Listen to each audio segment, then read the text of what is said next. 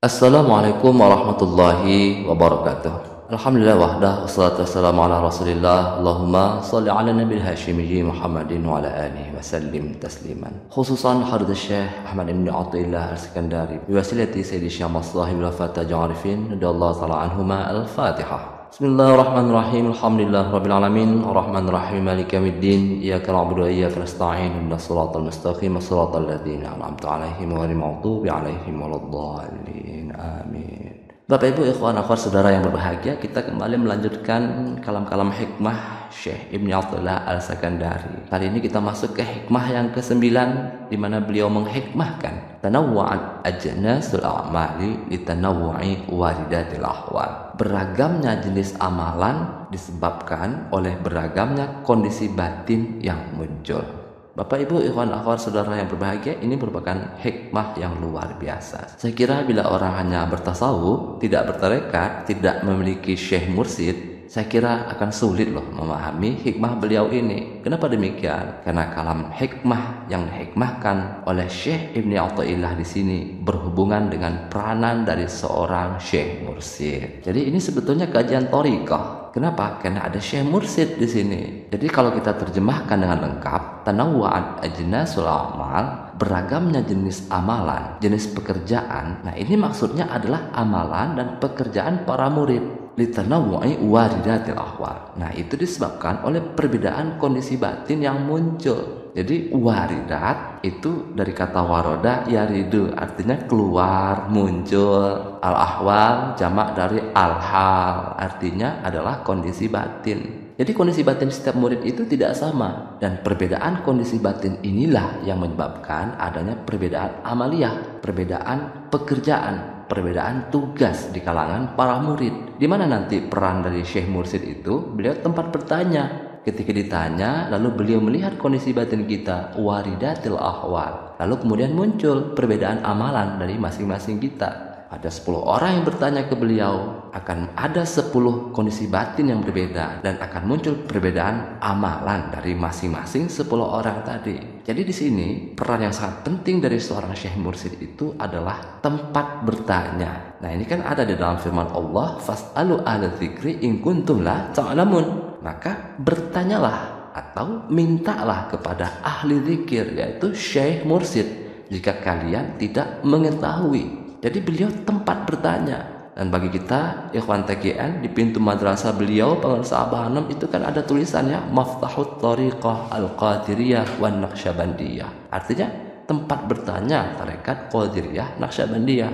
Bahkan di dalam tanbih Syekh Abdullah Mubarak kita juga sering membaca Jengna Simkuring Nu jadi panajaan tarekat Qadiriyah Naqsyabandiyah. Artinya pun kami tempat orang bertanya tentang tarekat Qadiriyah Naqsyabandiyah. Kan ada ya di dalam tanbih Syekh Abdullah Mubarak.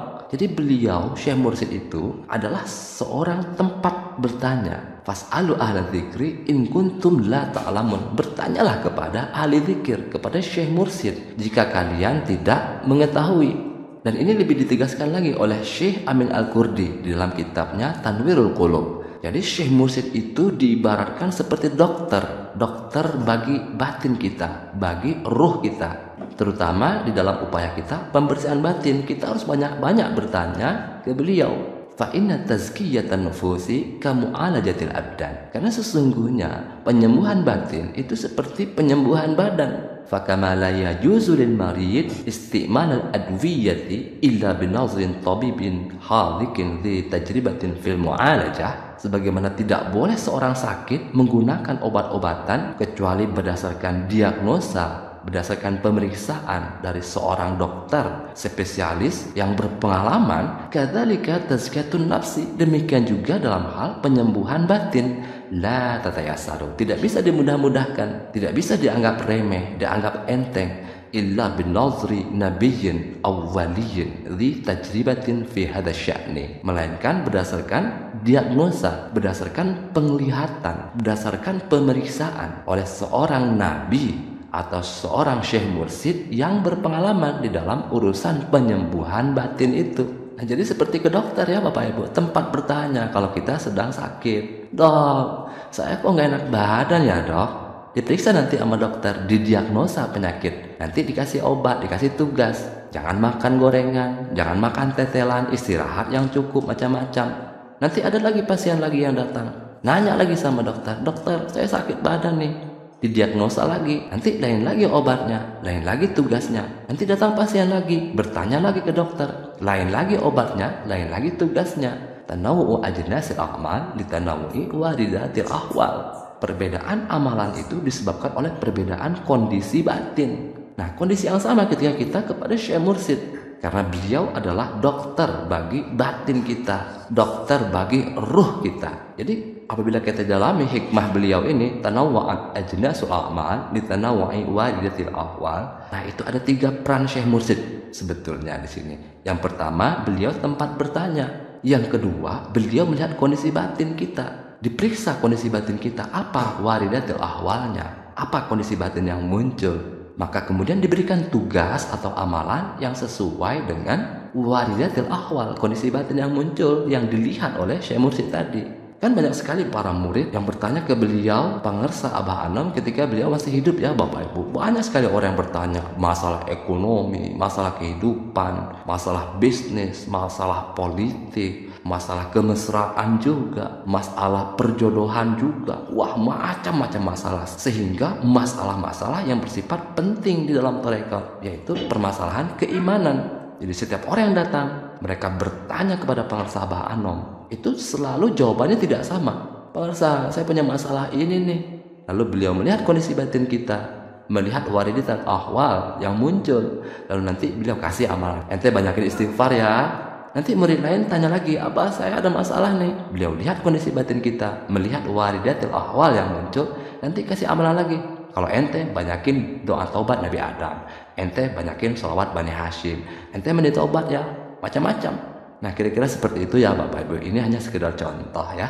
Jadi tanawwa'at ajnasul a'mal litanawwa'i waridatil ahwal.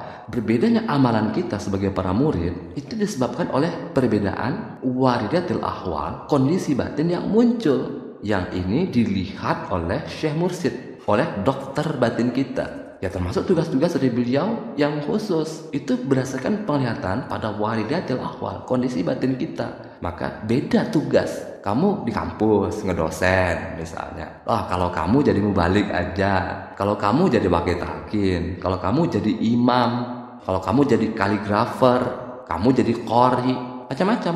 Dan perbedaan penugasan ini ya lagi-lagi litanawwa'i waridatil ahwal, karena perbedaan kondisi batin masing-masing kita. Apa hikmahnya? Supaya masing-masing kita itu bisa menemukan jati diri kita sendiri. Jadi dengan lapisan-lapisan amalan, lapisan-lapisan tugas yang semuanya itu adalah berdasarkan penglihatan beliau kepada kondisi batin kita, ini semuanya adalah perjalanan untuk menemukan jati diri. Perjalanan untuk mengenal diri kita yang sesungguhnya, agar kita utuh mengenal diri sendiri dan menjadi diri sendiri, yaitu sesuai dengan kehendak Allah, sesuai dengan fitrah yang Allah titipkan di dalam setiap kita. Mengenal diri dan menjadi diri sendiri, inilah puncak pembelajaran tasawuf tarekat itu Bapak Ibu.